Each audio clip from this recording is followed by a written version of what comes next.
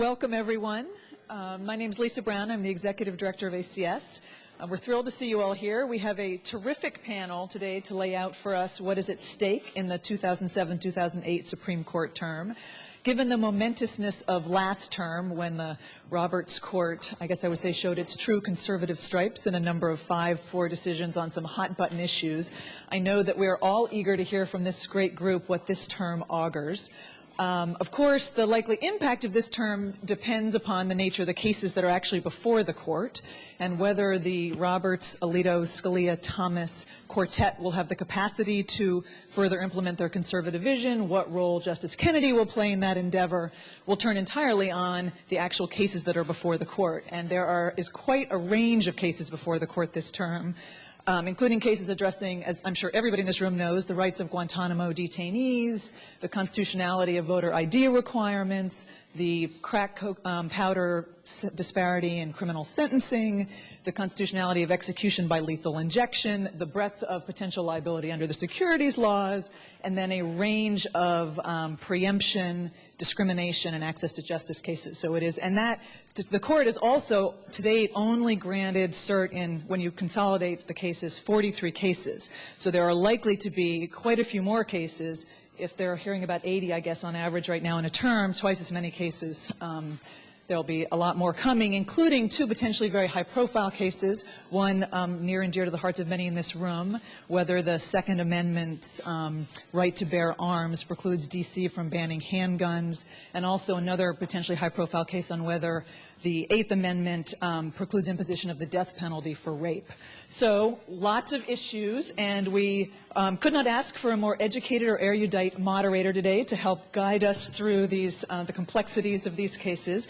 Tom Goldstein, who not only himself argues before the court, but also is the founder and host of the preeminent blog on the Supreme Court, SCOTUS blog, and I'm sure I'm not the only one in the room who rushes immediately to SCOTUS blog the minute there's a whisper of any news on the court. Tom heads up Aiken Gump's Supreme Court practice and also personally argues before the court. He's argued 17 cases on a variety of constitutional and statutory issues for private, governmental, private entities, the government, and individual citizens. He has been victorious in 4 of your last 5 appearances before the court. 3 of those were 5-4 victories. So he has a great track record going right now. Tom also teaches Supreme Court litigation at Stanford and Harvard. And he has, as I looked at his bio, there are far too many accolades from legal publications, general press, to possibly repeat. So suffice it to say, he is widely recognized as one of the nation's top and most influential lawyers. And as the Washingtonian magazine put it, quote, one of the leading constitutional lawyers to watch in the 21st century in Washington, D.C. So, Tom, we look forward to watching and listening as you guide the stellar panel through the upcoming term. Thank you so much. It's fantastic to get to be here with you. The folks who attend ACS briefings on Supreme Court cases are a self-selected group of people who care tremendously about what's happening in the Supreme Court. As Lisa said, last term we were left with the abiding conviction that the Supreme Court, particularly with the departure of Sandra Day O'Connor, had taken a significant step to the right. And so we had very big rulings on abortion, on race and government decision-making, on campaign finance. This term, the court has in front of it a different series of hot-button issues, including particularly executive power, civil rights, and the death penalty. And we hope here to cover with you the leading cases of the term. And there are a significant number of important cases. We're going to talk about nearly 20 of them in the course of the next hour and a half-ish amount of time before we stop to take your questions. I do have the great privilege of getting to moderate an incredibly accomplished panel. Folks that I will introduce as we turn to different subject matters, but suffice it to say these are not just people who are incredibly accomplished with respect to the Supreme Court. Indeed, everybody at this table except one was accomplished enough to clerk at the Supreme Court. but experts in the particular fields that they're going to talk about. So I really appreciate the opportunity to learn a tremendous amount from them.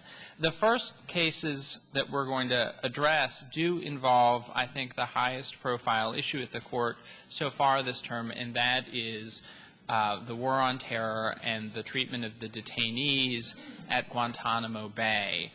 Since 2001, the Supreme Court has heard a series of cases in which the detainees have done pretty well.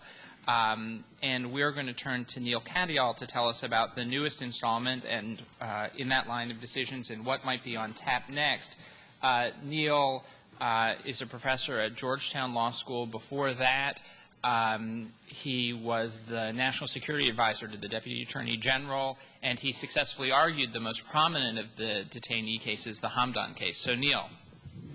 Thank you. It's a real delight to be here, and it's a real delight. I mean, Tom and I actually used to debate against each other in high school 20 years ago, so it's a real joy to hear him described as erudite and someone to watch in the 21st century. I watched him much in the 20th. Let me begin with a disclosure that I am still Mr. Hamdan's counsel. His case is pending at the Supreme Court right now, and he has filed an amicus brief in the two cases that the Supreme Court has granted, Boumediene versus Bush and Al-Odeh versus United States. Now, there are two proceedings that the military has set up at Guantanamo Bay. One are combatant status review tribunals, or known as CSRTs. These are tribunals set up after the Supreme Court's trio of decisions in 2004, and they are military officers that decide whether or not someone is an enemy combatant. At these tribunals, the detainee is not permitted access to counsel, and there's a big dispute about what information, including exculpatory information, they are led to introduce or to have in those proceedings. So that's one set of proceedings. It's about basically prospectively, is this person an enemy combatant, and should we release that person? The other set of proceedings are military commission trials. These are trials with the death penalty and life imprisonment on the line. They are war crimes trials for terrorism. The cases that the Supreme Court has granted involve the first set of proceedings, the CSRT proceedings. In the first one, Boumediene versus Bush, you have 6 natives of Algeria who emigrated to the Federation of Bosnia and Herzegovina in the 1990s. They acquired Bosnian citizenship there. They were arrested in 2001, in October of 2001, on suspicion of attacking the United States Embassy in Sarajevo. In January 2002, the Supreme Court of Bosnia and Herzegovina ordered their release, saying that there was not sufficient evidence to keep them detained or to charge them. And the Human Rights Chamber for Bosnia and Herzegovina, which was a tribunal set up by the Dayton Accords, further ordered that these 6 men could not be sent to another country. They were released and then sent to Guantanamo Bay. They were released to United States authorities, sent to Guantanamo Bay, and since then Bosnia has said repeatedly they want these 6 men back, and the United States has not given them back. Now, these folks had CSRT proceedings in 2004, and they alleged that they were not given the ability to introduce exculpatory evidence because it was not, as the Pentagon said, it was not reasonably available. One of the things they wanted to introduce, for example, was the written report by the Bosnian courts exonerating them, essentially, and that was on the D.C. District Court's website, that document, and the Pentagon said it was not reasonably available. So those are some of the allegations that are being made in the case. The district court denied their habeas petition in Washington, D.C. on the merits. They said that Congress, in authorizing the use of military force in 2001, gave the president the ability to detain these people. Subsequently, after the district court decision, Congress passed a law called the Military Commissions Act of 2006. That act, among other things, strips Guantanamo detainees of habeas corpus jurisdiction. And so, when the case went up to the circuit court said, we have no jurisdiction to consider this because Congress has removed habeas corpus jurisdiction. That's the first case. The second case is Al-Oda versus the United States. This is a repeat case. It was up at the Supreme Court back in 2004 when the detainees won. These are citizens of Kuwait, and they deny ever being engaged in any hostilities against the United States. They say that they were in Afghanistan for the purposes of giving humanitarian aid when they were picked up. In 2004, in a case called Rasul and Al-Oda versus Bush, the Supreme Court said, at the very least, and the holding is to be sure somewhat ambiguous, the Supreme Court at least said that as a statutory matter, these detainees had the right to habeas corpus, and that the lower court decisions were wrong. Congress then subsequently removed that statutory jurisdiction in the Military Commission Act of 2006, and that is the first of two basic questions presented by these two cases that are going up to the Supreme Court right now. Do the fundamental rights of the Constitution apply to Guantanamo Bay, and specifically the right of habeas corpus? The second question is, if the Constitution's right to habeas corpus does protect the detainees, has Congress created an adequate substitute for the right of habeas corpus through the CSRT proceeding, which Congress has said can be reviewed to some extent in the D.C. Circuit by the D.C. Circuit judges? My strong hunch on this case is that the government has a very, very tough burden here.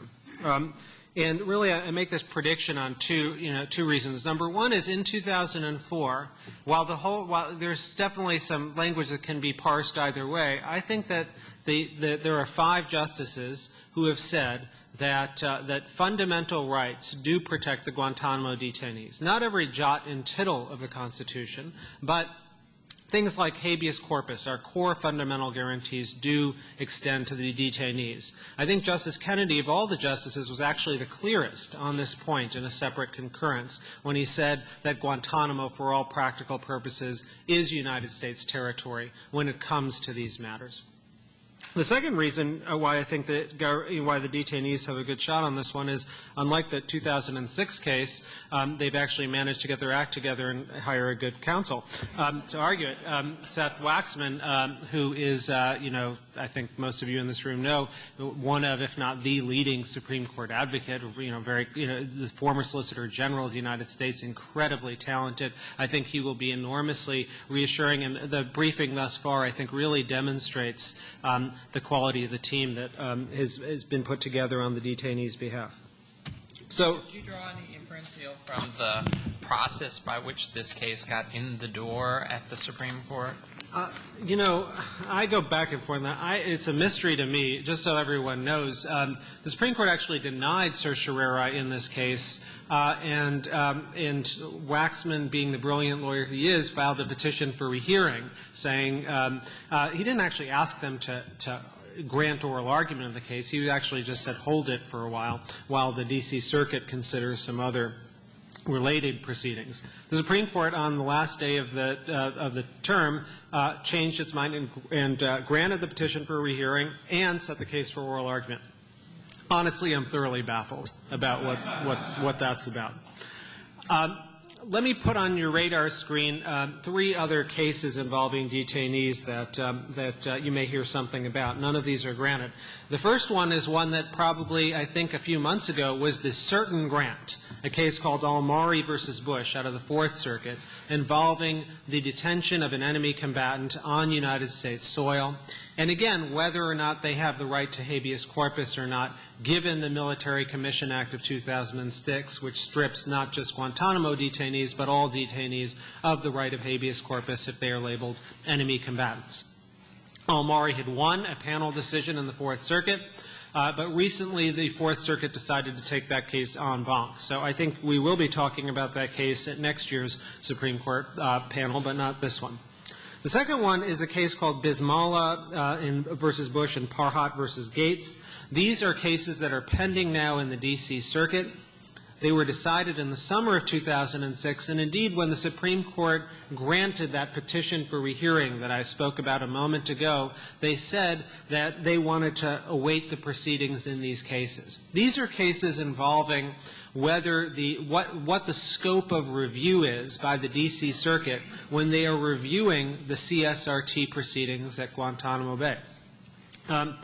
The panel decision said, for example, that the detainees should be given all of the information that the CSRT tribunal was authorized to consider.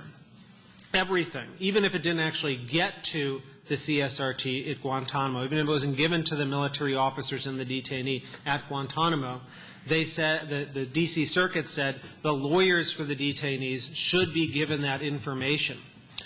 That created something of a crisis in the government, and you had the entire national security establishment, including the Director of Intelligence, McConnell, the Director of the FBI, Mueller, and all the others, tell the D.C. Circuit that they should take this case en banc because they can't go through a searching expedition for every possible piece of information relating to a detainee and turn it over to the detainee's lawyers. That case right now, the petition for en banc, is pending. It will no doubt, whatever happens, affect what the Boumediene and Al-Oda briefing will look like in the scope of that argument. The last case I just want to mention is Green versus Omar. This is a case in which the Solicitor General has asked the court to hear. This is involving an Iraqi, a man in Iraq who is being tried by an Iraqi military tribunal, and he has filed a petition for habeas corpus. There was a 1948 Supreme Court decision called Hirota versus MacArthur, which said that if you are captured by an international fighting force, the United States courts are not open to you. And the question in this case, should it be granted, is does the Iraqi multinational coalition look like that 1948 coalition that was so multinational and therefore deprived of the courts of jurisdiction? Does anybody else want to offer thoughts on the detainee cases? I'm Chris Landau, and I guess I'll full disclosure right here. I think I'm the one of these things is not like the others person on this panel today. If you saw that, I think there were Federalist Societies somewhere else, and that's probably my more natural home. So I'm particularly honored and delighted to be here. But I hope you all, I hope there were no tomatoes in the sandwiches here, because otherwise I'm afraid they may be coming my way.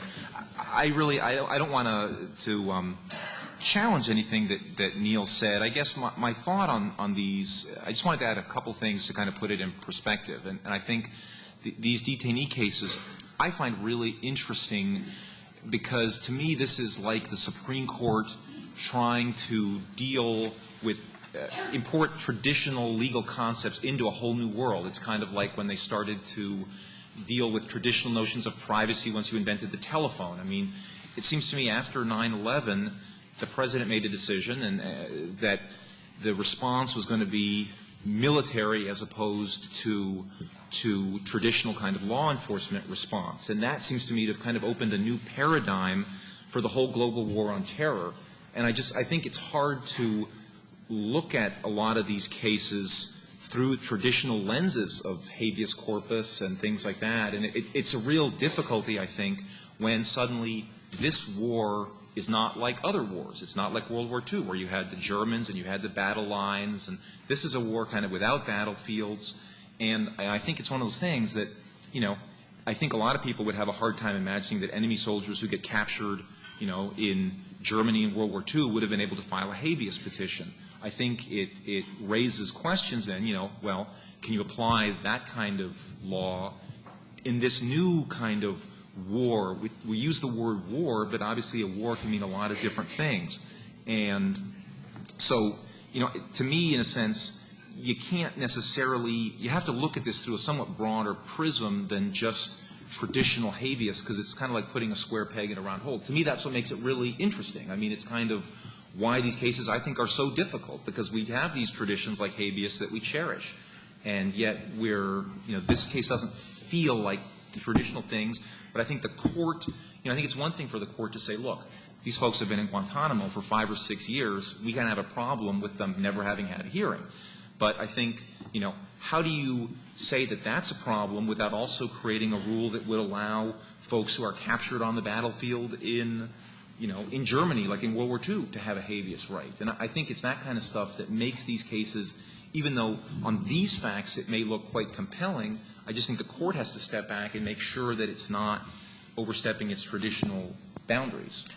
I wonder, as someone who, you not only practice in front of the court, clerk in front of the court, watch the court very closely, whether you have the sense that as we get further away from September 11th, the court is growing more and more competent in this area and looks at it more and more, at least 5 members of the court, through the sort of traditional civil litigation or criminal litigation paradigm rather than a war paradigm. Do you think that the distance from September 11th is affecting their view of this, or do you think that the Bush administration can persuade them to look at it through that other lens? Absolutely. I think it is affecting their view of it. I think that's one of the reasons why the case is up there, because I think they just feel at bottom having people without access to lawyers or in detention without the right to redress for 5 or 6 years in the situation where it doesn't feel like a traditional war is a real problem for them. But at the same time, I think it's so difficult because they don't want to make rules, I suspect, that would be applicable in any World War II of the future, in a conventional war. I think that's what they're struggling with. But I think the administration's at a disadvantage. The further we get away from September 11th, the less it seems like this is something we can just kind of say war, exigency, and forget about it. It's not just, it seems to me, that the time. It's that the Bush administration has spent that time spending a lot of its credibility. With the kind of deference that the courts were inclined to give them right after 9/11 was in part a sense of crisis, but in part a sense that they knew lots of things nobody else knows, and we can trust them to make difficult judgments balancing security against liberty in a way that's essential. And they have time after time over the years shown that they're not really making those judgments in a very credible way. Another way of putting that point, I agree with Chris. I think these are very hard cases, but what I think you're really seeing is a reaction to the administration, which has really overplayed its hand. I mean, if you just think about Paul's point historically, don't think about post 9/11 for a moment, just think historically, it's really hard if you're the president in a time of armed conflict to lose a case in the Supreme Court involving executive power. You really have to try. I mean, it's kind of like failing a class at Georgetown. You really got to try to do it. I mean, and these guys have managed to do it so many times. They, in 2004, they said no habeas rights for American citizens. They lost that in Hamdi. They said no statutory rights for habeas at Guantanamo. They lost that. They said no Geneva Convention protections. They lost that in 2006. They said president can set up military commissions. They lost that. I mean, this is a really remarkable thing, and I think it's not the court doing something, and it's not the court adopting a civilian paradigm. I mean, oftentimes what the court has been saying is the military paradigm is appropriate. So in Hamdan, they said court-martials are perfectly fine to try these people. In the Hamdi case, they said, absolutely, we defer to military tribunals in a time of armed conflict, and they're applying, after all, what are they looking to? What's the body of law they're looking to? They're not looking to the Constitution as much as the Geneva Conventions, which are, after all, the treaty that governs how we fight wars. So I don't really think of this as civilian versus war. I think of the Supreme Court as firmly embracing some sort of war paradigm here. Well, let's turn now to the civil rights docket. At the end of last term, we had one relatively significant civil rights case, the Ledbetter Hay case, that was decided like the race case, like the abortion case, 5-4 in the more conservative direction. This term, we have a series of additional civil rights cases. Virginia Seitz is a partner in the appellate and Supreme Court practice at Sidley and Austin, practices regularly in this area, has not only argued at the court, but is the actual author of the so-called Carter-Phillips brief in the Michigan race cases. We try and make that point as often as possible, and then someone turns around and says, calls it the Carter-Phillips brief. A brief that was the most influential brief in the case that ultimately upheld the Michigan Law School's affirmative action program. So can you introduce this term in this docket to us? Sure. I actually thought I had been assigned not the civil rights docket, but the labor and employment law docket. And until yesterday, that's very much what it looked like. And I had 8 minutes to discuss 3 cases until they granted 3 more cases in this area yesterday. And so now I'm going to really have to shoot through, a very substantial labor and employment docket pretty quickly. The first thing I think that's interesting is to note what's missing, and that is any labor union plaintiff or defendant in any of these cases. These are all individual employee cases, and, just from my historical perspective, that is unique over time in the Supreme Court's docket and reflects the sort of shrinking proportion of organized labor in this country. And it's extremely critical, these employment law cases, to an organized workplace. But I think it's worth noting and maybe mourning for a moment the absence of labor union plaintiffs in the court's docket this year.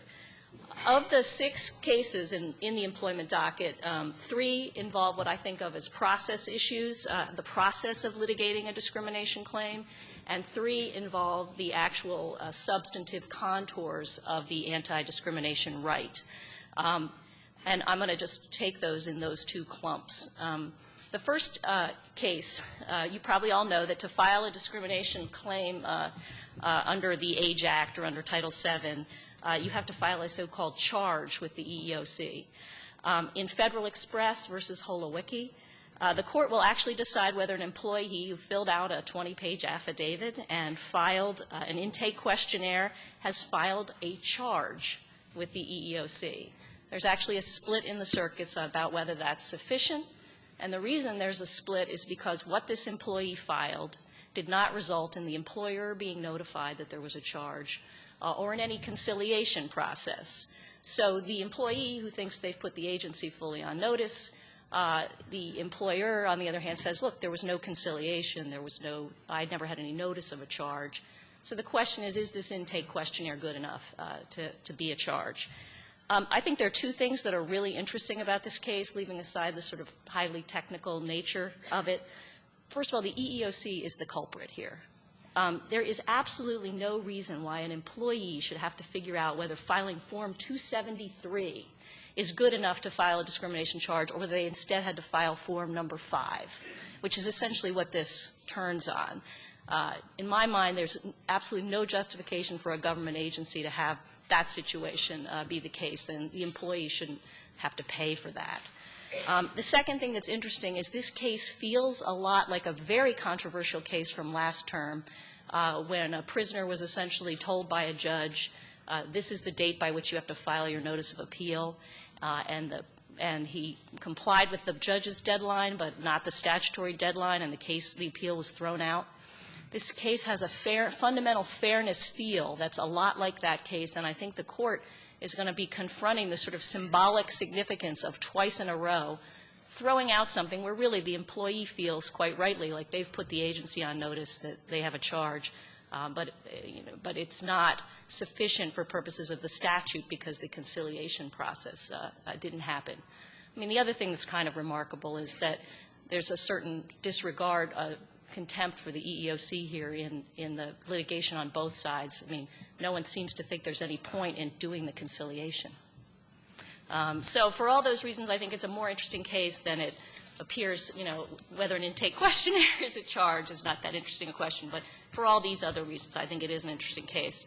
The second process case is called Sprint versus Mendelsohn, and that asks what evidence can come into the trial of an intentional discrimination case.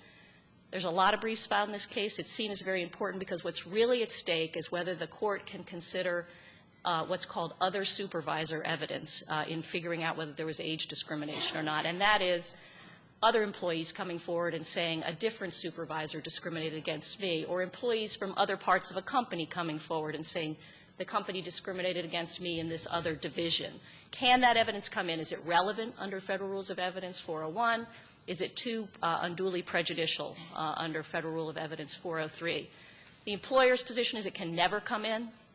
The government came in and said, no, it can come in sometimes but not others, and you, the court, need to issue some guidelines for when it can come in. Now I'm going to do something that I think is unusual. It said this case is not as important as it appears to be, I don't think, because it's the only question presented is whether this kind of evidence and how this kind of evidence comes in a case where there is no pattern or practice discrimination alleged. That is, where the only thing the employee is doing is saying there was discrimination as to me.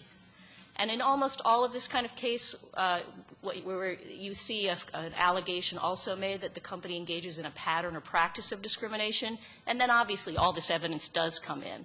So I actually think that this case is getting an inordinate amount of attention, and that it will be a somewhat limited holding and a remand probably with some guidance about how courts in these intentional discrimination cases should allow evidence to come in. The third case is called Hall Street versus Mattel, which is actually a case involving a commercial arbitration between two large parties. Do you think, what does that have to do with employment law? I actually think it's a really, really important case for employment law. The issue is whether, because instead of leaving in place the Arbitration Act's review provisions, which really calls for very limited judicial review of any arbitration award, the parties entered into a contract agreeing that there would be de novo judicial review of the legal findings in their arbitration award. And the Ninth Circuit said, nope, you can't do that. That's unenforceable. The Federal Arbitration Act preempts that kind of party agreement.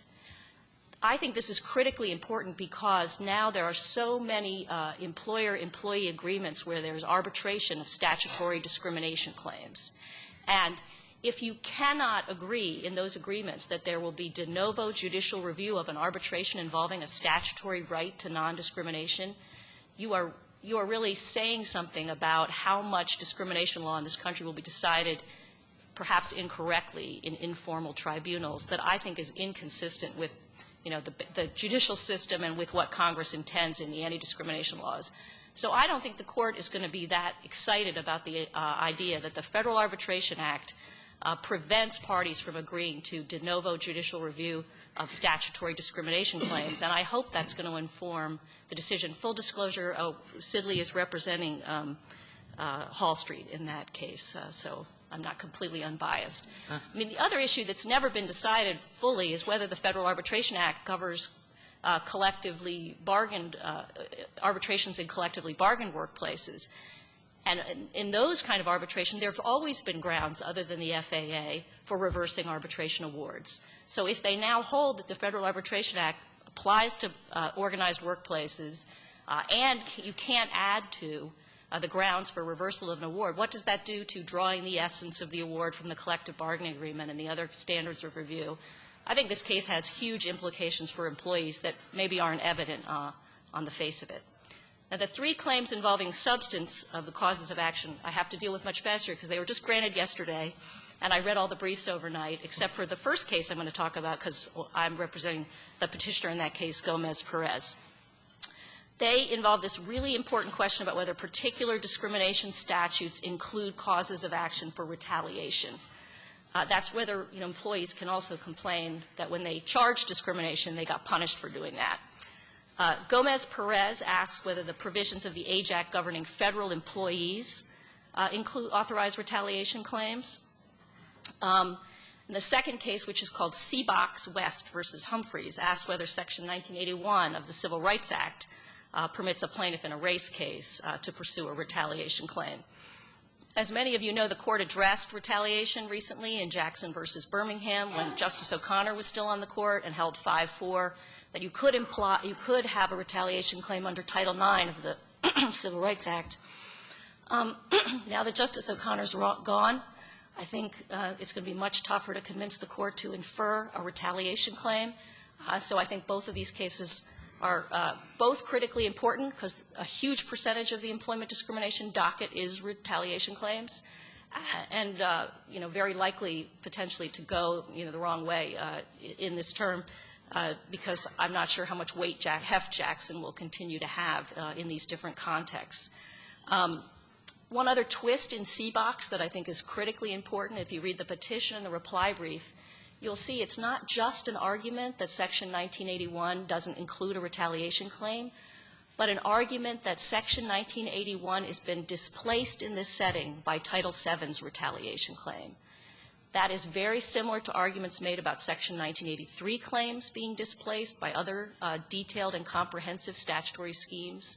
There's currently a split in the circuits about whether Section 1983 claims are displaced under Title IX and under the IDEA.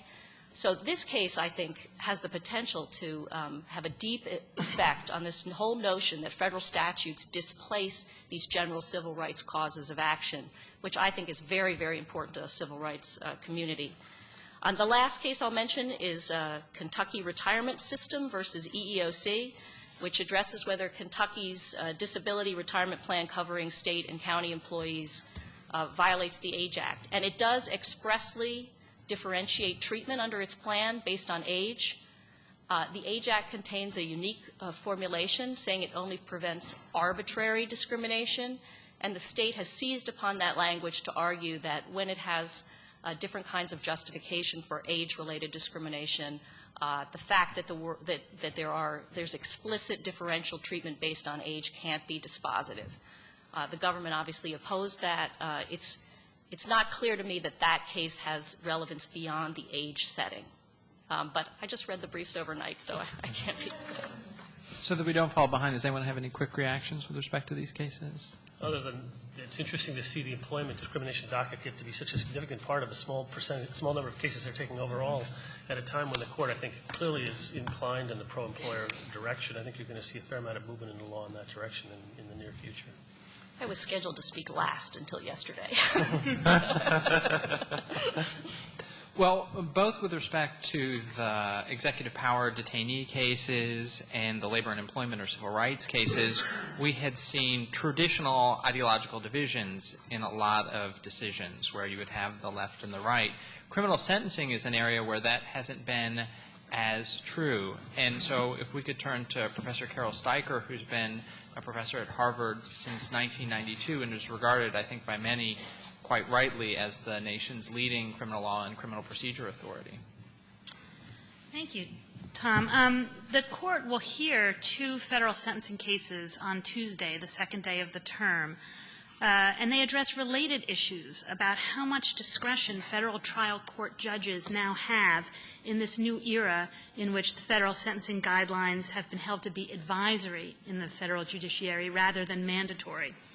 This court is still trying to clear up the rubble left by the earthquake of its opinion in the Booker case in 2005 when the court first struck down the federal sentencing guidelines, which had ruled sentencing in federal criminal cases for 25 years, and held that because they violated the Sixth Amendment right to have juries decide all facts that determined sentences, that the judicial fact-finding that occurred during the guidelines determination process couldn't require that certain kinds of punishments be imposed. Now, the court could have just said, and there were justices on the court who wanted the court to say exactly this, that the answer would be to force juries to make those factual determinations, keep guidelines, but have the juries do the fact-finding.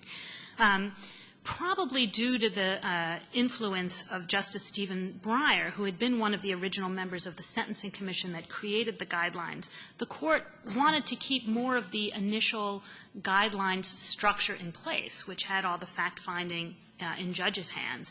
And the court held that judges still could continue to find facts during sentencing hearings and use the guidelines as written, as long as the guidelines were held to be advisory on the federal judiciary rather than mandatory. And under the mandatory federal sentencing guidelines, the appellate courts played a huge role that they had not played before and that they don't play in state sentencing decisions, where they would review what the trial courts did to see if they did their guidelines math correctly. And the court, in rendering the guidelines advisory in Booker, told the federal courts of appeals, you are now to review what the trial courts do in their sentencing under a reasonableness review standard. Well, everyone knew we were coming back to the court because the court was going to have to say what reasonableness review entailed. And there's been a lot of confusion and disagreement in the circuit courts about what reasonableness review entails. Now, we have a good hint as to where the court is going with this because last term the court decided an important case in the reasonableness review question mark category, the Rita versus United States, in which the court approved a circuit court's determination that it could treat sentences that were within the guidelines range as presumptively reasonable because, said Justice Breyer, the guidelines reflect, you know, a lot of thought and care by very smart people, and therefore if a judge says this sentence falls within the guidelines range and I think it's a good sentence, the judge doesn't – it's a little bit unclear in Rita how much more the judge has to say other than it was the guideline sentence and that's what I'm giving. But a court – an appellate court can presume that the sentence is reasonable.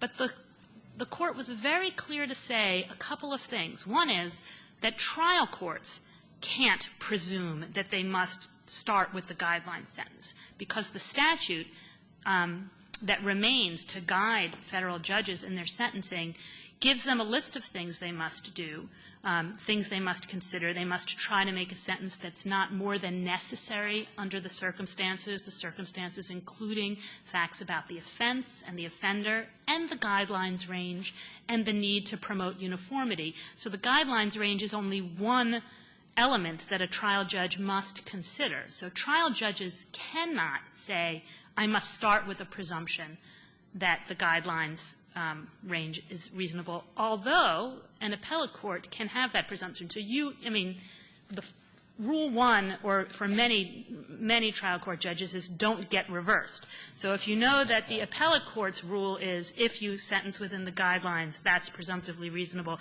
it's hard to see how that is not going to translate to some extent to trial courts thinking, well, I'm in safe territory if I sentence within the guidelines range.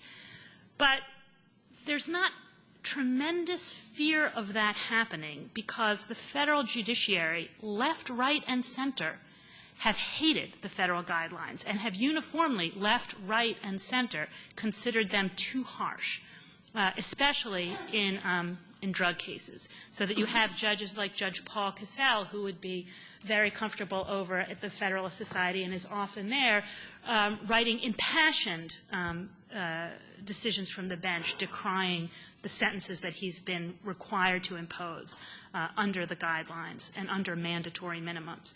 So the question that remains, of course, post-Rita is when a federal judge doesn't give a guideline sentence but gives a sentence that is not what the guidelines would call upon that judge to do, what's the appellate court supposed to do in deciding whether it's reasonable for the judge to do that? So the two cases on Tuesday involve two different aspects of this reasonableness review of sentences that depart from the guidelines. One is, what if a judge departs from the guidelines because he thinks the guidelines are just wrong? They're just stupid. And this is the 100-to-1 crack powder cocaine distinction, where a judge here in Virginia was sentencing a guy who actually had both crack and powder and a gun, so he was in bad shape. And he pled guilty, exposing him to mandatory minimums. He was facing a 10-year mandatory minimum on the crack, nothing the judge could do about that, a 5-year mandatory minimum consecutive on the gun. So 15 years, that was the very least that the judge could sentence him to. The guidelines range because of driven by the fact that some of the drugs were crack as opposed to powder. The guidelines range, instead of being 15 years, would have been 19 to 22 years. And the judge said, looking at the statute, I think that the sentence that I can impose that's not more than necessary is 15, the bottom that the judge could do with the mandatory minimums. And he said, and I'm giving a bunch of reasons, some of which had to do with the defendant. He had only misdemeanors in his record. He was gainfully employed. He had been a veteran in Desert Storm. The judge said there are reasons to think for this defendant 15 years is enough. And the judge also said, and this crack powder thing, this is nuts. This is just crazy. And even the Federal Sentencing Commission had been writing reports for years saying, we've got to change this. We were nuts. Let us change this. And Congress, in a quite unusual move, said, no, you can't change it to make it exactly the same as powder. Go try to do something else with that. And the judge here in Virginia is not alone. Other circuit courts, including the Third Circuit and the D.C. Circuit, have approved judges departing from the guidelines precisely because they thought the crack powder differential was a bad idea. But the Fourth Circuit, which reviewed the Virginia judge's determination in this case, the Kimbrough case, has a different rule that says it is per se unreasonable to depart from what the guidelines – it's not really a depart, to deviate, because depart is a word from under the old mandatory view, but to give a sentence different from what the guidelines would call for if you're basing it on the crack powder differential, if you're disagreeing with that policy, because the Fourth Circuit said that policy is written into the differential mandatory minimums. It is Congress's will that there be that differential, and therefore the judges may not ever give that as a reason for departing, for giving a different sentence from what would be called for under the guidelines. So one question is, can you just disagree with the guideline? And the other more common situation is, can you just, under what circumstances can you say, guideline is fine, and for the ordinary case, this isn't an ordinary case? And that's the second case, Gall versus U.S., involved a young guy who was in college at the time of his offense, 20 years old, and he was basically a campus ecstasy dealer. And he was involved with a pretty big-time ecstasy dealer, and he sold a lot of ecstasy over a period of time. Voluntarily, before the federal law enforcement ever got involved, the college kid decided, I'm getting out of this, stopped taking drugs. It was clear he was taking a lot of drugs at the time. He was selling, stopped taking drugs, told the guy, his supplier, look, I'm out. Don't give me any more. I don't want to sell anymore. Got out, finished college, started a construction business, and was living quite successfully several years later. Federal law enforcement starts investigating his supplier and the whole conspiracy, and they come upon him, and they say, so, you know, what's the story? He said, oh, yeah, I did all this a couple years ago, 3-4 years ago, and I was involved, told them everything. They said, okay, they went away. More than a year later, they come back and they indict him for his role in the ecstasy ring. And he, of course, is convicted, and the guidelines range for his sentence would have been 2.5 to 3 years in prison, and the judge gave him probation, 3 years of supervised release, saying, look, the guy actually, when he was charged, he had moved to Arizona from Iowa. When he was charged, he came back to Iowa and was released, and upon his release started another construction business, which actually employed a lot of people and was doing quite well. And the judge said, based on the fact that he's aged out of the crimogenic years, he's now in his late 20s, and he was in his early 20s and cited like medical studies about what we know about the human brain, maturing not till it's 25. Tell me about that. And that he had shown remorse and had cooperated with the police and completed college and was, completely rehabilitated and actually providing jobs for people in the community through his successful construction business, said, following the statute, which says don't sentence people to more than is necessary, considering all the circumstances, the guidelines range of which is only one, I'm giving him supervised release. Well, the Eighth Circuit has a rule, which 8 other circuits also have, that says the further you go from what the guidelines would call for, the more of a justification you need for it. And they said, this is a huge difference. 3 years in prison no prison at all. This is a 100% reduction is how the government characterizes this. And basically, different circuits have different ways of describing this. Some call it a proportionality rule. Others, I think the Eighth Circuit calls it an extraordinary circumstances rule. Extraordinary divergences require extraordinary circumstances. I love the Seventh Circuit's version of it. It says a World Series variance requires a World Series justification. And so the question is, how much of a gravitational pull is the court going to say the guidelines have to have under a reasonableness standard? Well, the court, and I'm calling both of these cases for defendants, not for the reasons it might be reported. That is, these cases have a very high political meaning about the extremes of the war against drugs, about the effects of mandatory minimums and drug sentencing in general, and the crack powder disparity in particular, mass incarceration of minority people. That has nothing to do with why the court will say defendants win if they say defendants win. It has to do with the idea of how important the judge's determination of facts is allowed to be in setting the sentences. And Scalia and Thomas are two of the ones who have the most extreme view on this, and I think are going to say that this violates the Sixth Amendment for sort of technical reasons about their reading about how much the judge's fact-finding can count in sentencing, not having anything to do with who wins and who loses under this view. So I think it's going to be a fractured court. I think it's going to be the weird lineups we have seen all the way along in the Apprendi, Blakely, Booker context. I think there's a question here in terms of if I'm right and the court says that judges have to have this freedom, or we know a little bit about what the court might do because the court actually had granted a different case before Gall, a case called Claiborne, and had it briefed and heard oral argument, but the defendant in that case was on release and shot and killed, and his case became moot. And the court immediately granted Gall, also from the Eighth Circuit, to replace it. But in oral argument, the question is how much of a gravitational pull does the guidelines have to have? And I love Kennedy's line. He said, does it have to be, as weak as the moon's gravitational pull? So if the court decides that the pull of the guidelines can only be very weak and not strong, I think we will see to some extent a bit more divergences, more disparities in sentencing, and there will be more pressure on Congress to do something to pull the federal judiciary back in. And that's all an empirical question. If the court does this, how much will they free up federal district court judges?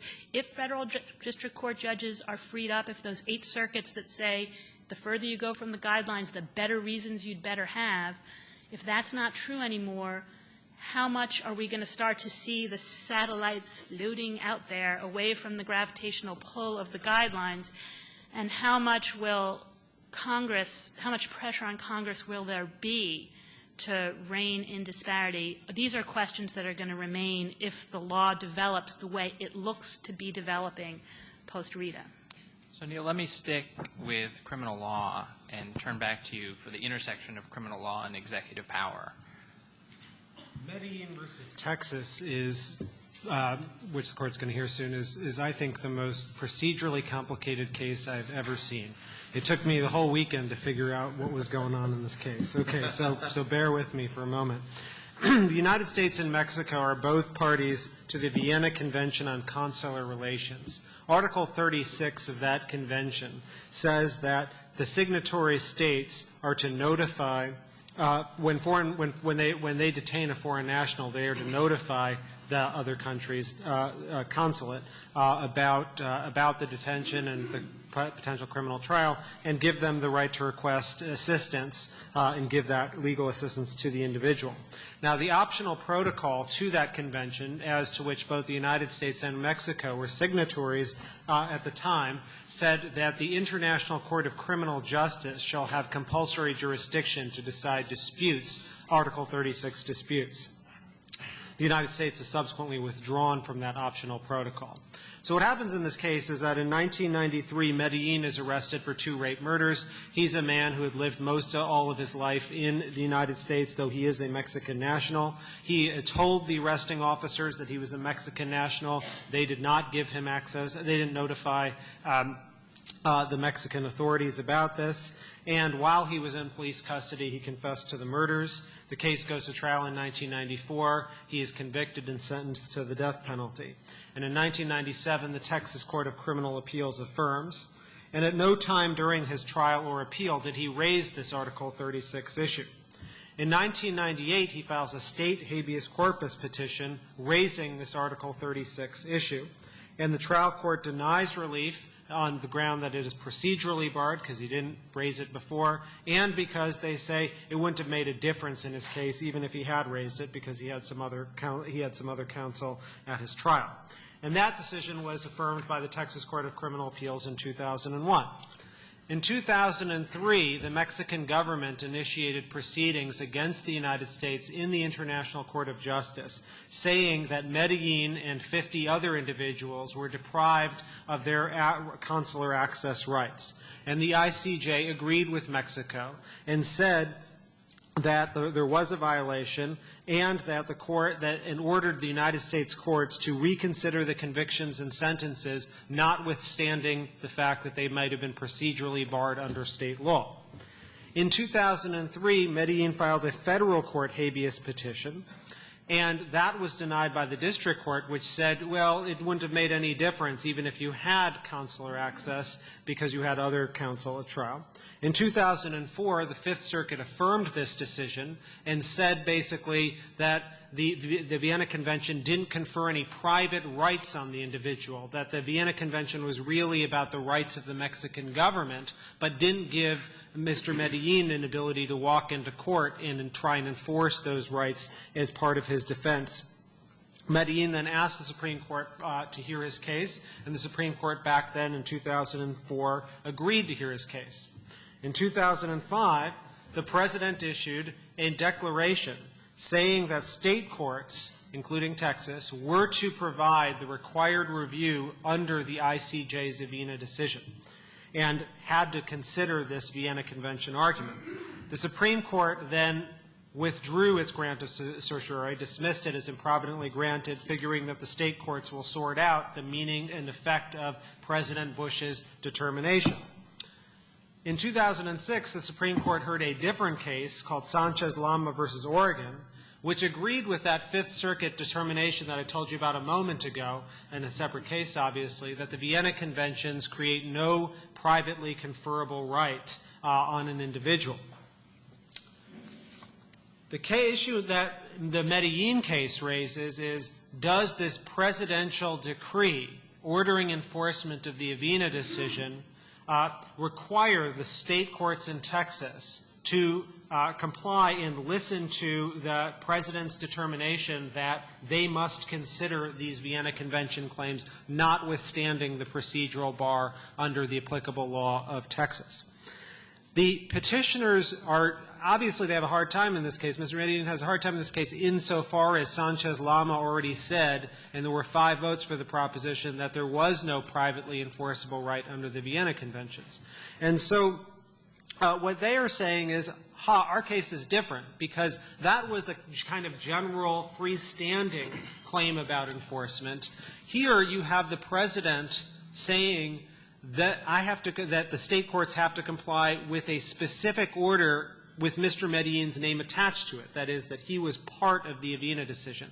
And so on grounds of presidential power and on all of the doctrines that say that the nation speaks with one voice in foreign affairs and the like, here when the President is telling and ordering the state courts to enforce a decision, they must be bound by it. The state of Texas obviously disagrees and finds this the most egregious abuse of executive power since you name it. And it's a really enormously interesting case because you have the executive on the side, in one sense, of this person who is facing the death penalty. Does anybody else have? We didn't have the weekend to read it. Anybody else want to comment on it? All right, terrific. Let me mention briefly, so that we don't fall further behind, two other cases on the criminal law docket, one of which, or that may be on the docket in the case of the one that Lisa mentioned at the outset, and that is there is a case coming to the Supreme Court on a cert petition from Louisiana that presents the question whether it's constitutional under the Eighth Amendment to execute someone for a child rape. 5 states have the death penalty for child rape, but the four other than Louisiana require that the defendant have committed some other sex offense. And so the question is whether the punishment is so unusual and so rare that it is unconstitutional. In fact, the defendant in this case is the only person who is on death row in the country for a non-capital offense. And so there is a conflict in the lower courts on this question, and the Supreme Court may well agree to hear it in the coming months. The other case that I'll just mention briefly so that we can move forward is that the court yesterday agreed to hear a case from Kentucky on the constitutionality of the common lethal injection protocol that's used to perform most of the executions in the country. In 38 states have a lethal injection protocol that came into being by a sort of quirk. It was proposed in one state and then lots of other states. You don't really get to sort of test out, how should I execute someone? You're not really allowed to experiment on those sorts of things, apparently.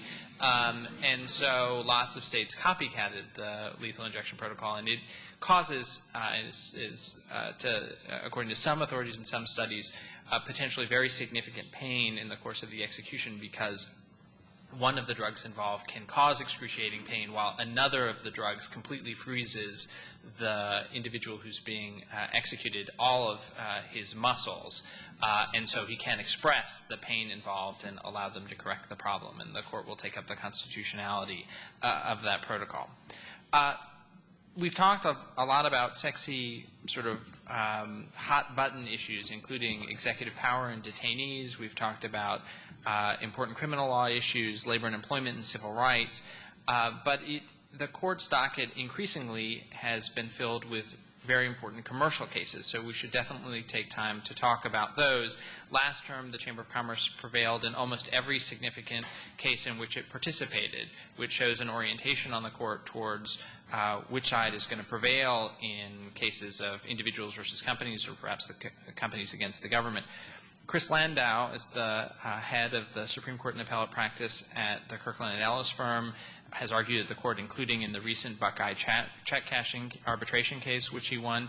Can you tell us what's on tap there? Absolutely. And just so folks' eyes don't glaze over when Tom says these are business cases, I think in a lot of ways these are some of the most interesting kinds of cases up there, precisely because they don't break down along the traditional lines. I mean, in so many cases, you kind of know you got your 4 over here, you got your 4 over here, and then where's Justice Kennedy, or in the old days, where's Justice O'Connor?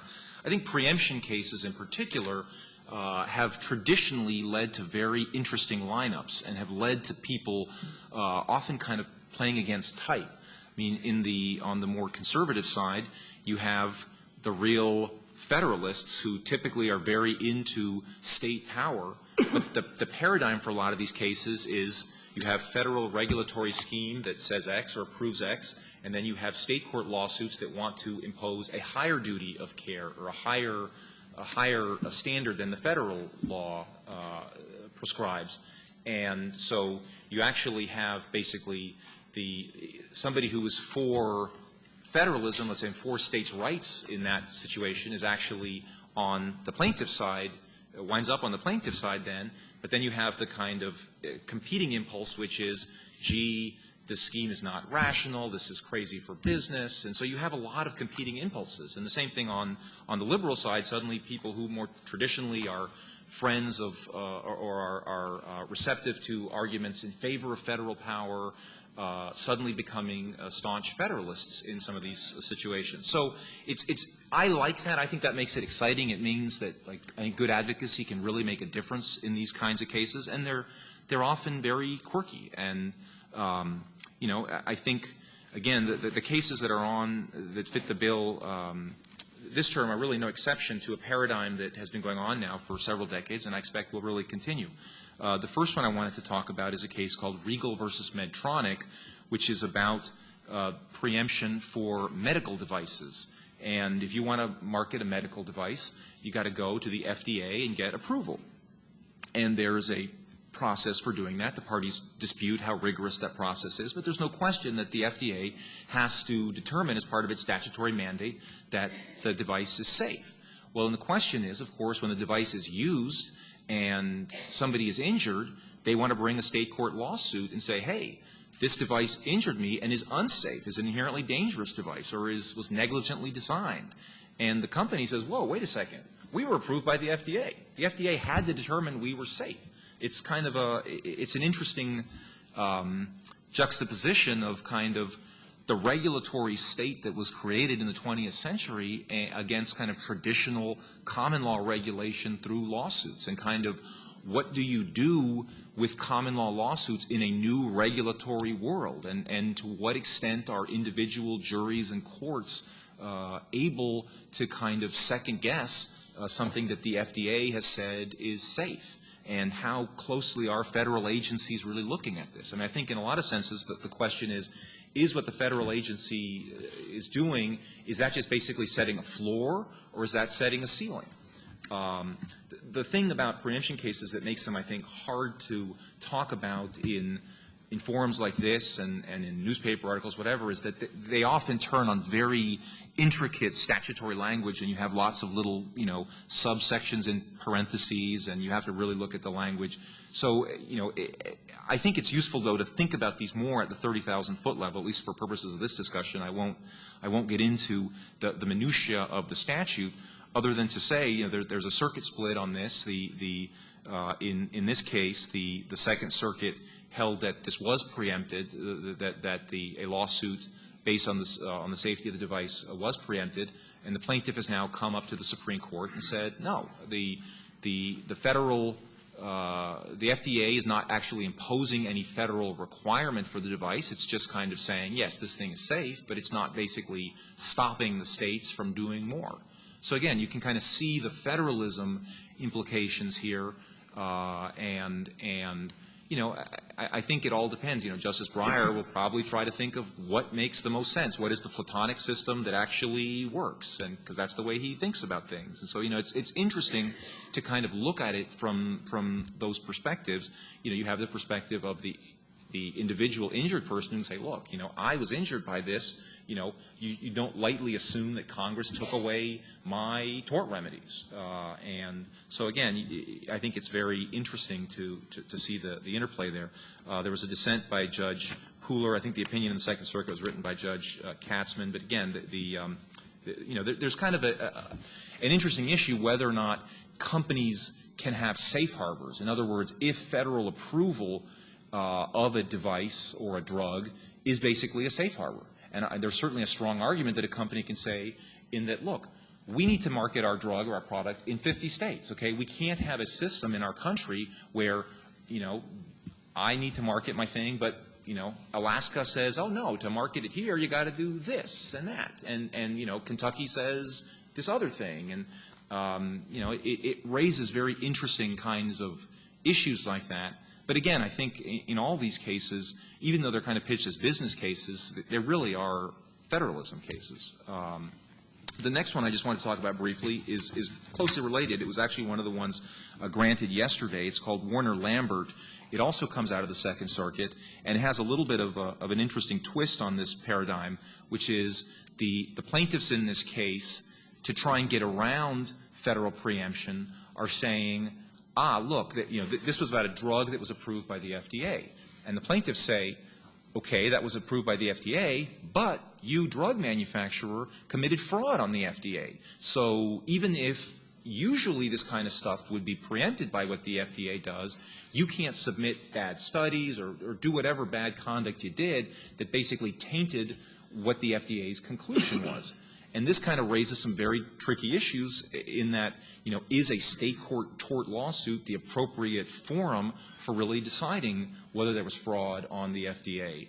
And the Supreme Court heard these kinds of issues in a case called Buckman about 5 years ago, and the Second Circuit gave that case a pretty narrow scope in this case. But I think, the plaintiff can say, look, I wasn't a party to that FDA proceeding. I couldn't go to the D.C. Circuit under the Administrative Procedure Act and challenge fraud. I should be able to basically mount a collateral attack on the agency in my state court lawsuit. But obviously, in a sense, preemption rules, even if you decide that federal regulatory action as a general matter preempts state action, there's always this question, can a plaintiff collaterally attack the federal regulatory action itself in this kind of a lawsuit? And this is actually one, as I think I mentioned, where the Second Circuit, an opinion by Judge Calabresi, actually said there was no preemption, said the plaintiffs could attack the federal standard. And so the company is actually the petitioner in this case. And again, this was just granted yesterday, so it's a little bit of variation on the same preemption theme. The third case I wanted to touch on just briefly is called Roe versus New Hampshire Motor Transport Association. It actually comes out of Maine.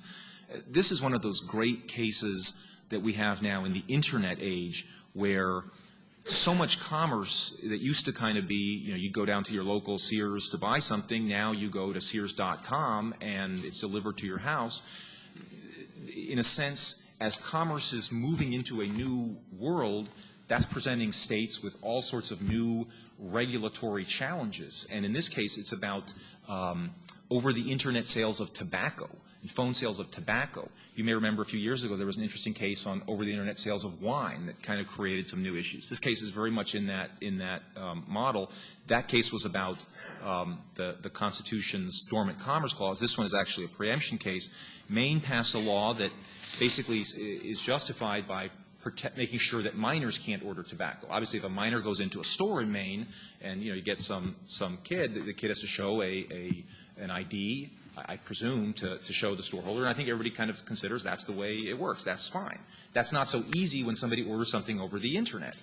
And so Maine passed this law that basically, it's called a tobacco delivery law. It has two parts. It basically says that retailers who sell tobacco products to people in Maine have to be licensed and have to deliver it to a carrier who will ensure that the delivery is to the person who ordered it and that person is of age, and imposing these kind of requirements on out-of-state retailers and carriers, and imposing requirements on the carriers that they have to look at a package, see if it's labeled tobacco, check if it's coming from somebody who is not a licensed tobacco retailer to Maine. So UPS basically and its trade association brought this lawsuit saying, wait a second, there's a federal statute that governs motor carriers, and it basically preempts any state laws that relate to routes, prices, routes, or services, and Maine is regulating our services. We at UPS, instead of doing our normal UPS system of scanning the boxes,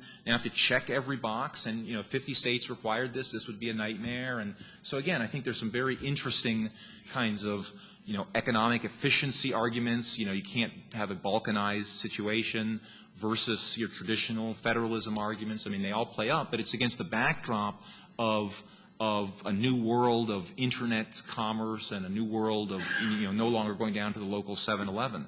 So I think that's kind of an interesting case to kind of watch. One thing that I learned from reading the petition is that UPS delivers 65,000 packages a day in Maine alone. So I knew that I've been getting a lot of stuff from eBay through UPS, but I didn't realize that everybody else was too. The last case I want to talk about, there's been a lot written about this already. I'm sure you're all familiar. I'm sure a lot of you have heard about it. It's called Stone Ridge. It's a securities case, and it's really a follow-on to a case from about 10 years ago in the Supreme Court called Central Bank of Denver.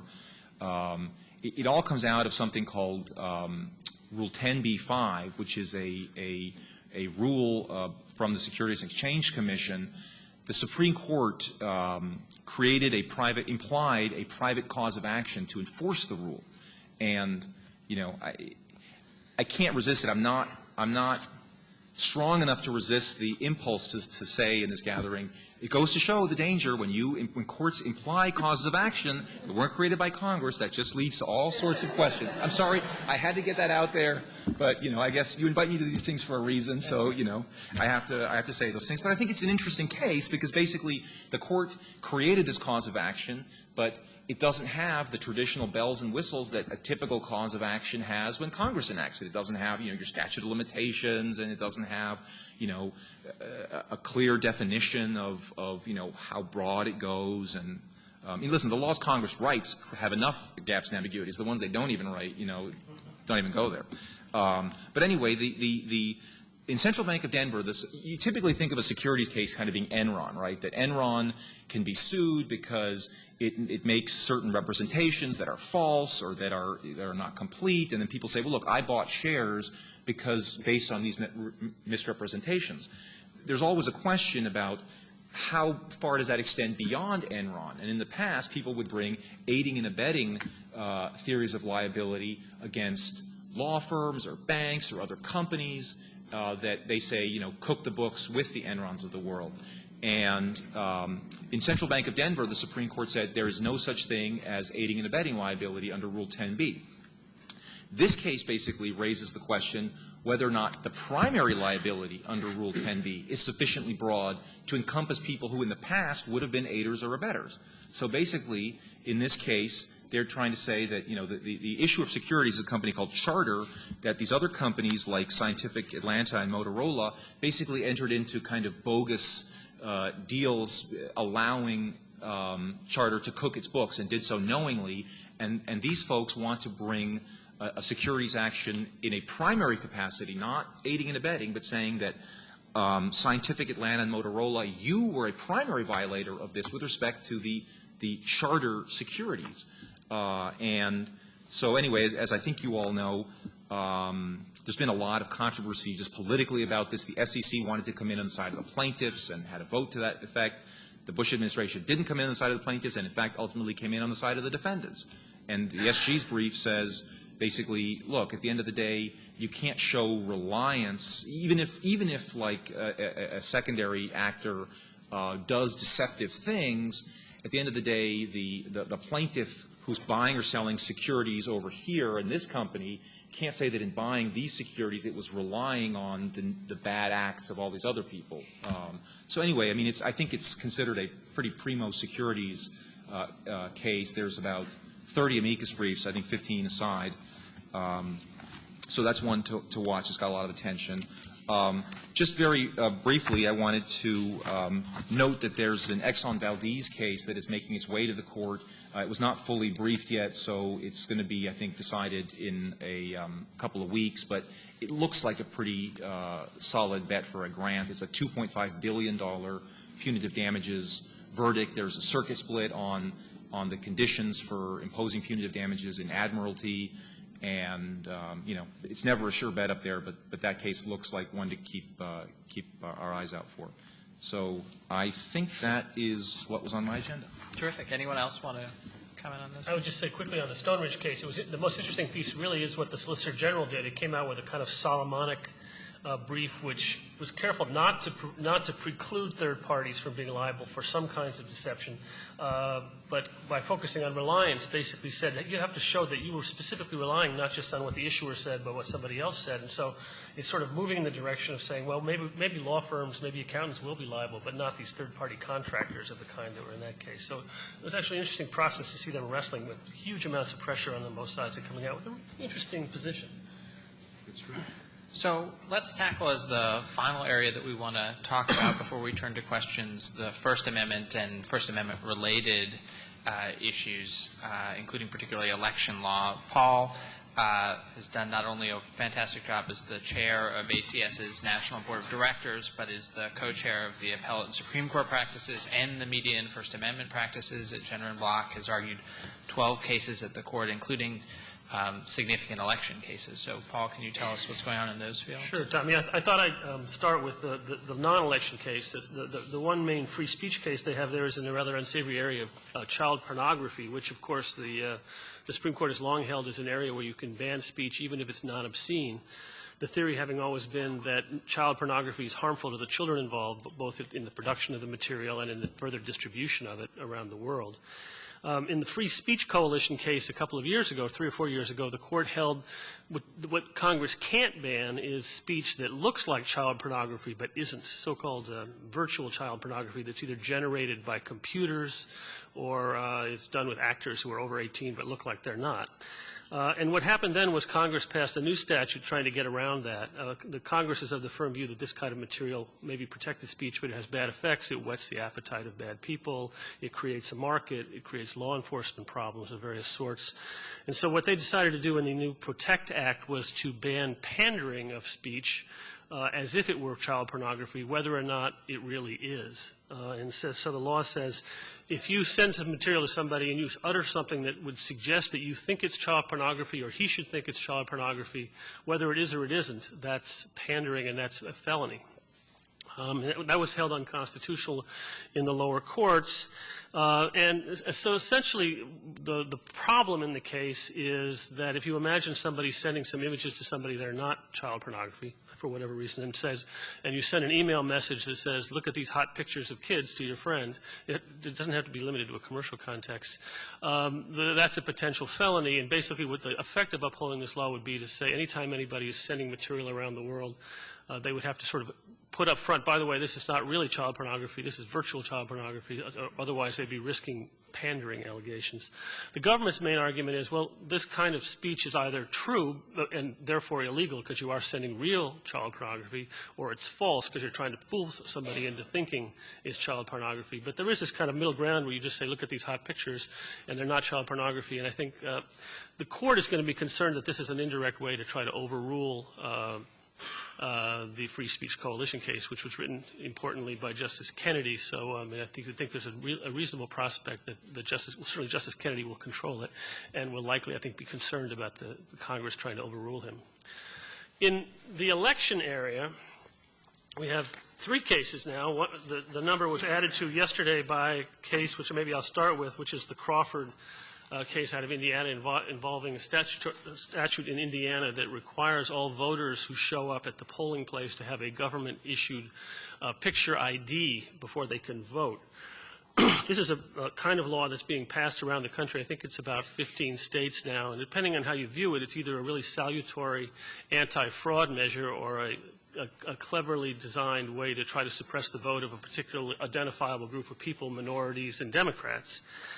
So these are laws that people have very different views about. It was challenged in Indiana by the ACLU and by the Democratic Party.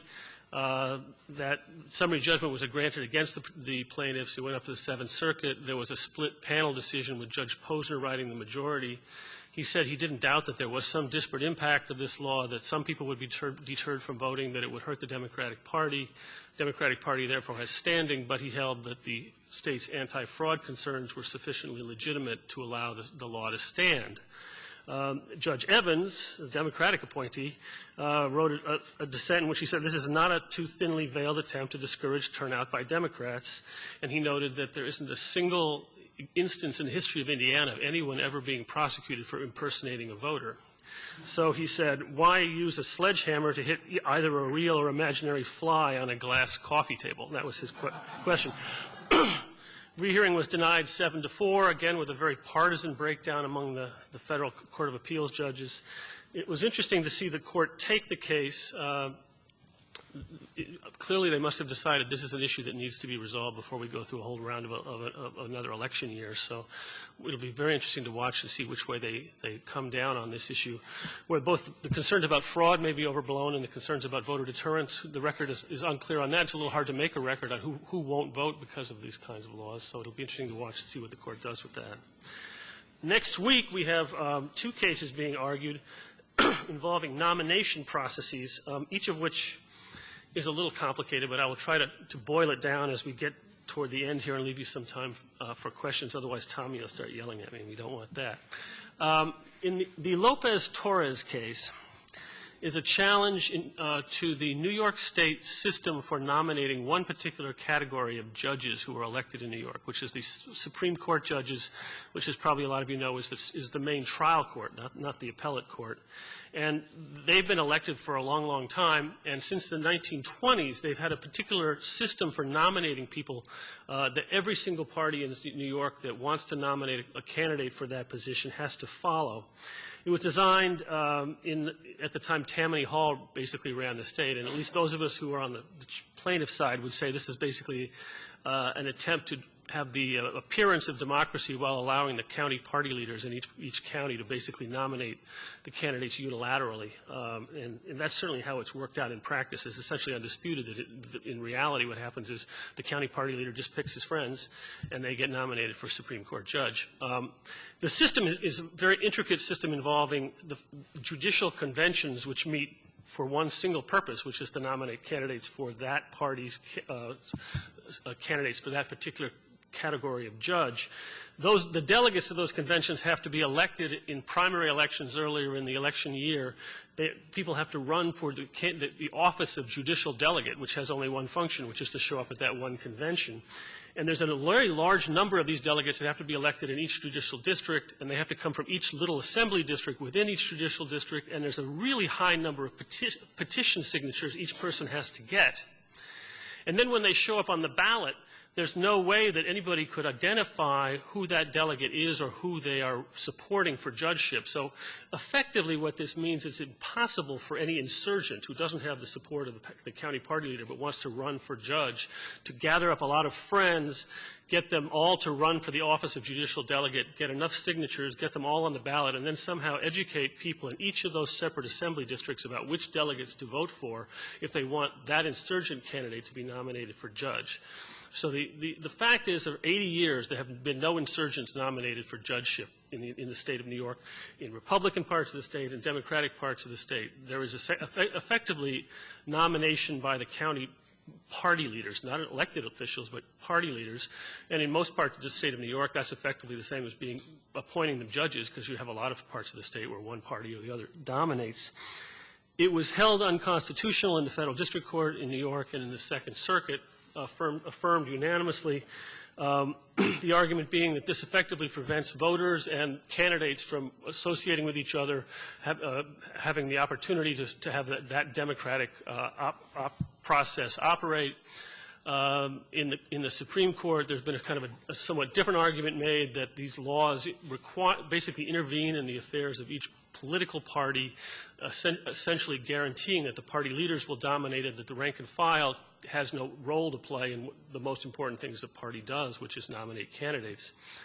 The response from the state and from interestingly enough, the party leaders all support the other side, and so the Democratic and Republican parties of New York are on the other side. They all say that the statute is designed to set up a kind of a convention system where you have not democracy in the usual sense, but a deliberative process where the delegates come together with no preconceived ideas of who they're going to nominate, and they all get together and decide. And so there's nothing wrong with having a convention system of that sort where there's no real way for the people, the rank and file, to have much input either before the convention or after the convention. The notion that there's a lot of deliberation is a myth. It certainly could happen that way, but most of these conventions last less than 15 minutes, in fact. So, so interesting to see whether the Supreme Court, where they go on that case as well. The fact that they granted cert suggests they obviously have some concerns with where the Second Circuit decided the case, but maybe we will persuade them that they should not be concerned. We'll find out next week. 15 minutes is a lot longer than the Supreme Court deliberates on some things, so most things. It's hard to talk about all three of these cases in 15 minutes, too, I promise you. The Washington State case, also being argued next week on the first Monday, involves the system that Washington State uses for nominating political candidates. And they used to have a very conventional primary. We had the Democratic primary, then you had the Republican primary. Then for a period of time they had what you call a blanket primary, where there was still a Democratic candidate for each office and a Republican candidate for each office. But when you went to the primary election, regardless of whether you were Democrat or Republican independent, you could vote in either party's primary. You could vote for Republican for this office, Democrat for that office in the primary. So there was no sort of segregation of voters based on their party affiliation.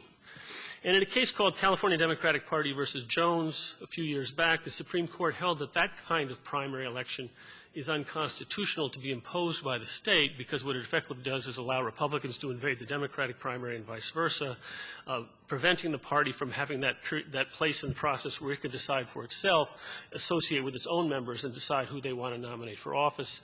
The concern being that it sort of mixes up the ideological purity of the party and basically interferes with the freedom of association of each of those parties. So Washington State's law was like that. It was held unconstitutional as well.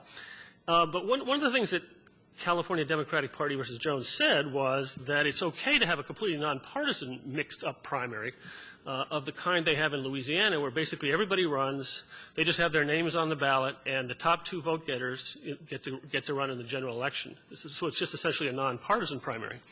So Washington decided they would go for that. And they have such a primary where basically everybody runs together, top 2 vote-getters get on the general election ballot. The only thing that they did differently is they allowed everybody running in that primary to put their political affiliation on the ballot. So it'll say George Jones, Democrat, blah, blah, blah. And so this was challenged by the parties, and they said effectively it amounts to the same problem as before, in that Republicans can be voting for the Democrats and vice versa. And they also added an additional argument, which is it allows these people who are running on these ballots to affiliate with the Democratic Party or the Republican Party, even if they're not really Democrats or Republicans, that the parties are basically forced to have these people appear on the ballot with their party label, even if they aren't really Democrats or Republicans. And so it's kind of a forced association claim. And there's kind of a sense in the background that there'll be a lot of manipulation of voters by people pretending to be what they aren't. You know, a right-wing person might pretend to be a Democrat in some district or vice versa. And so ultimately, in the Ninth Circuit really focused on that latter problem, the sort of forced association, the idea that the parties lose the ability to decide who can appear on the ballot with their name on them, their label. That seemed like a reasonable holding. Again, a sort of a surprising grant by the Supreme Court. But they will be focusing on both of those cases next week, and so the intricacies of nominations will be on their mind, bridging the day when all they do is talk about sentencing guidelines for a whole day. So. Terrific. With about 15 minutes left, let's stop and take any questions that we have from the audience. And time permitting, I'd love to hear what the panelists think sort of the takeaway message from the term will be after all these cases are decided, in comparison to the sense at the end of last term that the court was deciding the big cases uniformly in a conservative direction, whether or not that it'll still be that way or different. So any questions that folks have?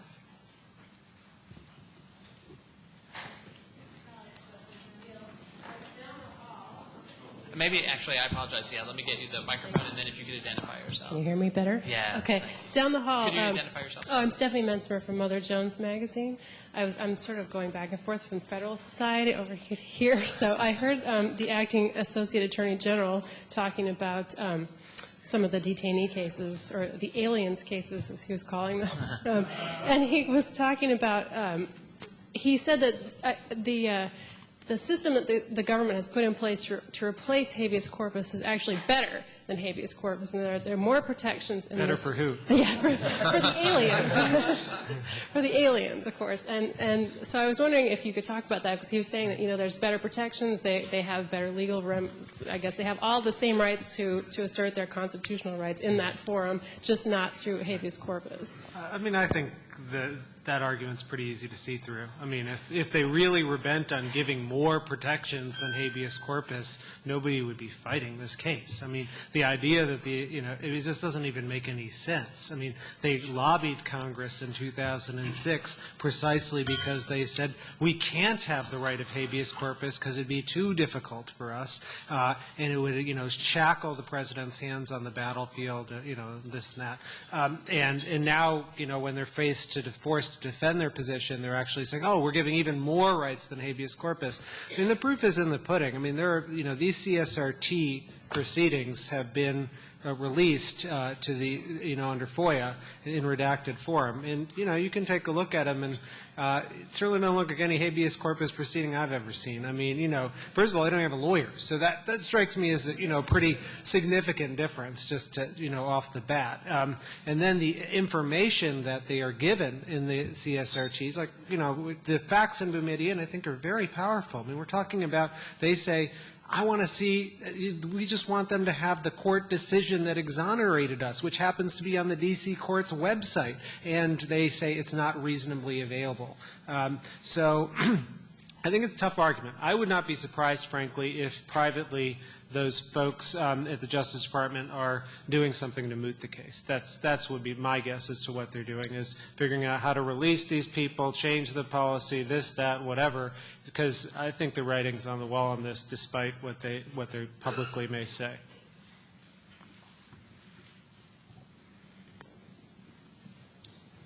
Hi, my name is Russ Hanser.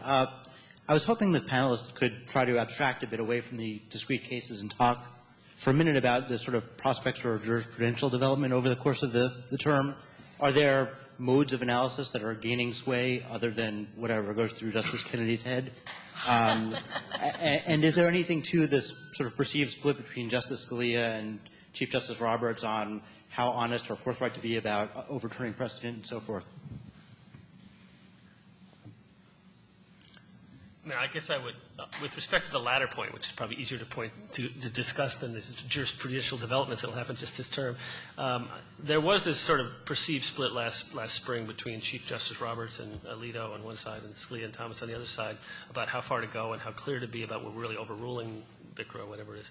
I think that's a short-term phenomenon, frankly. I think we have new people on the court, and they were taking things in a kind of step-by-step way, but then in outcomes they're going to be together on most of those cases, and that in the ensuing years that differential will probably dissipate to a significant extent. Not in every case. I mean, there are going to be cases where some of the more conservative justices will go further than others, but I don't see that as a lasting major phenomenon in the case or a real division or split. I think it's always hard to overgeneralize these things. I mean, I'd certainly say, of course, now immediately proceeding to overgeneralize. I think the court over the last 20 years, certainly Scalia's had a tremendous influence, I think, in, textualism. I mean, just the way they go about their business. I mean, even though he doesn't always win the results, I do think it's been an incredible impact on that. I suspect that will continue because I think it's really pretty much across the board. I think, Breyer has kind of a different vision that's more, let me figure out what makes sense, much more pragmatic, more like, okay, what's, more of a justice as opposed to a law justice. And, that's a constant tension. I suppose that will never be completely resolved. And I don't know, there probably are going to be ebbs and flows of that. I mean, I think I think the next election will probably determine whether or not there will be a more, people have been saying that for how many years now, that, the next election is going to do something, but I don't know if one can see a bigger thing. Maybe we're too close to it now to see a bigger shift. Let me just say one thing about the premise of your question about, is it whatever is flowing through Justice Kennedy's head? I know this is a popular image in part. My brother-in-law, Jeffrey Rosen, had a big piece basically accusing Justice Kennedy of these kinds of things. I vehemently disagree with this notion.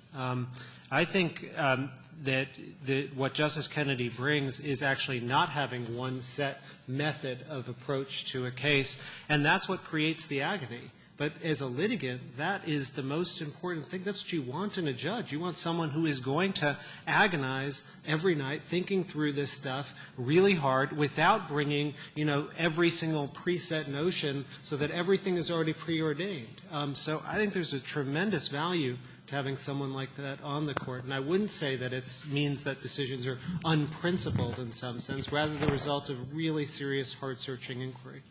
But do you disagree with the part of the question that sort of assumes that it's Justice Kennedy who's in charge of the Supreme Court? Well, obviously, more likely than not, this, in the current lineup. So, but if that is the case, I'd much prefer someone like him who is really doing the hard, heavy lifting, in reading this stuff. What's interesting about him, though, is he's kind of the opposite of the last swing Justice, Justice O'Connor, in that he's not a pragmatist particularly. He's an idealist. He just has very strong views that happen to be very conservative on some kinds of issues and very progressive on other kinds of issues. And I think he sees that as very consistent. He, for example, thinks his position against racial categories in the law as being kind of the progressive anti-discrimination position, whereas a lot of other people would see that as a conservative position. But he's very much a principled idealist who, in some ways, it's not that he wrestles every night. It's just that it depends on what mix of cases you happen to have before the court, which kind of appearance he's going to have to the general public.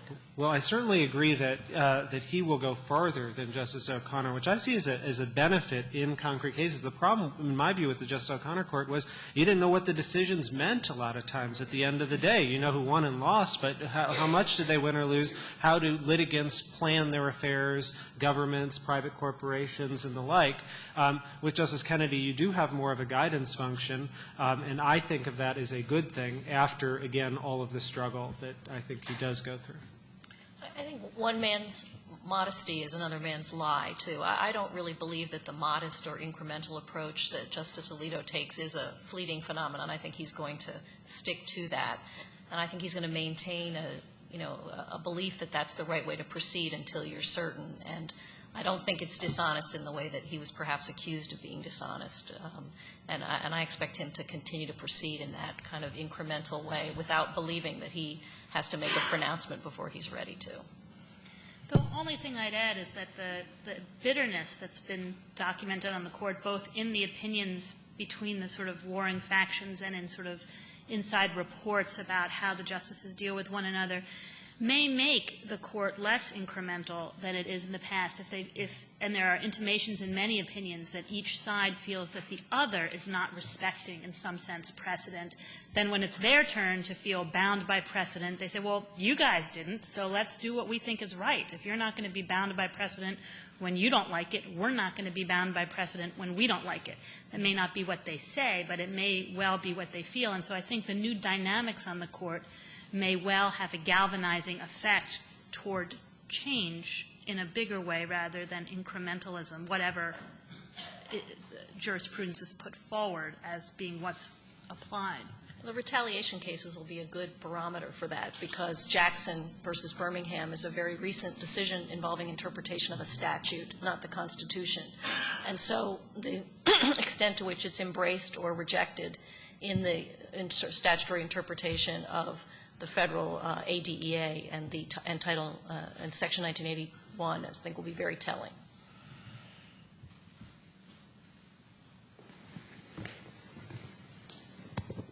I'm Jake Cox.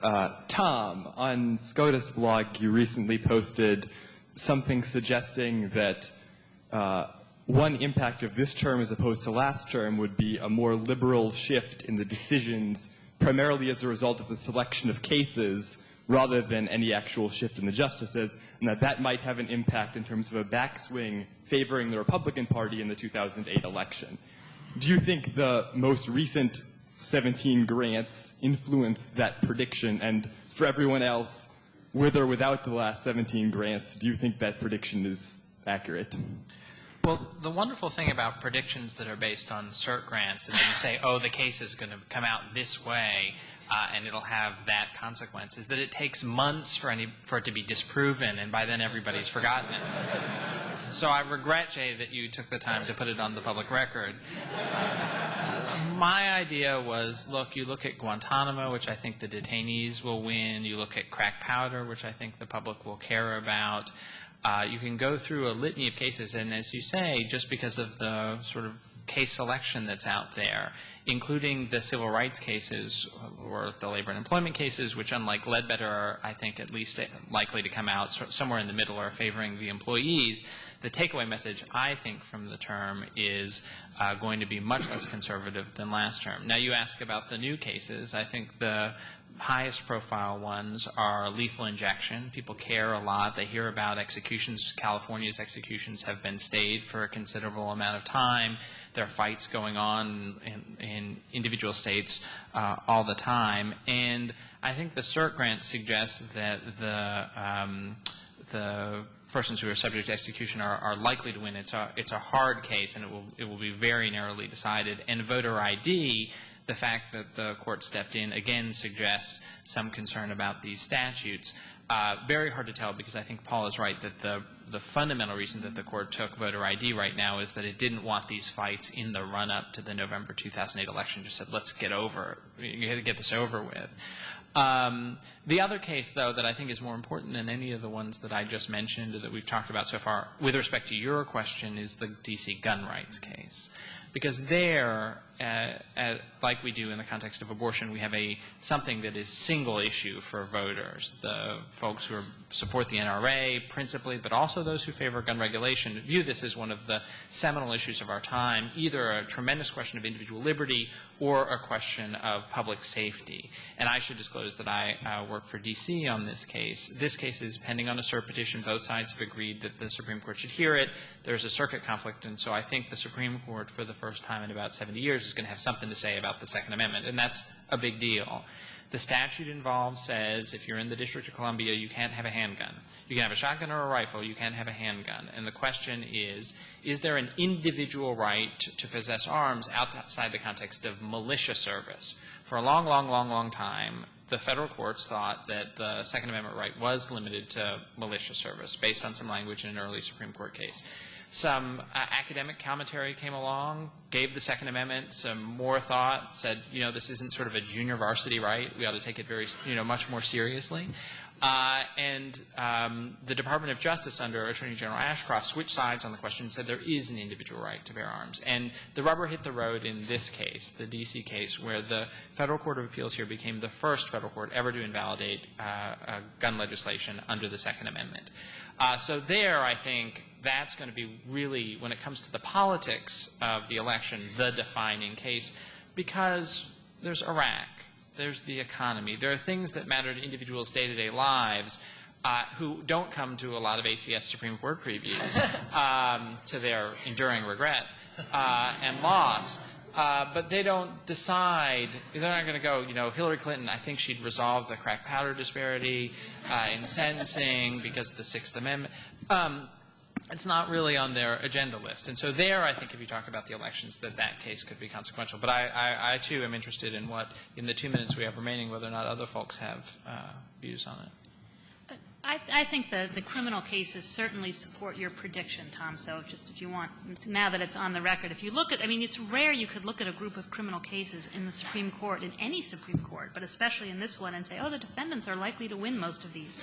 But I would say that the higher profile ones are ones that the defendants are likely to win, sometimes not on political grounds, but still the crack powder distinction and the departure for the reformed drug dealer case is going to have a lot of salience. There's a case we haven't mentioned out of Louisiana where the court is Snyder versus Louisiana, where the court granted a case where it's a capital case in which the prosecution used struck all of the black veneer men, had an all-white jury who sentenced a black man to death, a black man who had killed his wife with a history of domestic violence and appeared suicidal upon being arrested, and the prosecutor, after promising the court he would not do this, invoked the O.J. Simpson case and said, this should remind you of a really famous case in California where he got away with it. And the Supreme Court held this case for a case you may well remember from a couple of terms ago, Miller L. versus Dredke out of Texas, a sort of similar capital case out of Texas, and the Supreme Court overturned the Fifth Circuit twice, saying the prosecutor's use of racially discriminatory peremptory strikes of jurors was unconstitutional, sent this back to Louisiana, and Louisiana court here said, you know what, we believe the prosecutor when he said these black folks looked nervous, or one of them was a student teacher who was worried about missing some classes and maybe couldn't really concentrate on the case. Just ridiculously implausible justifications for this pattern of strikes, and now the Supreme Court's granted again. And so I think these kinds of cases are going to have a lot of salience, and certainly the lethal injection one, too. All right. Well, please join me in thanking our terrific panelists.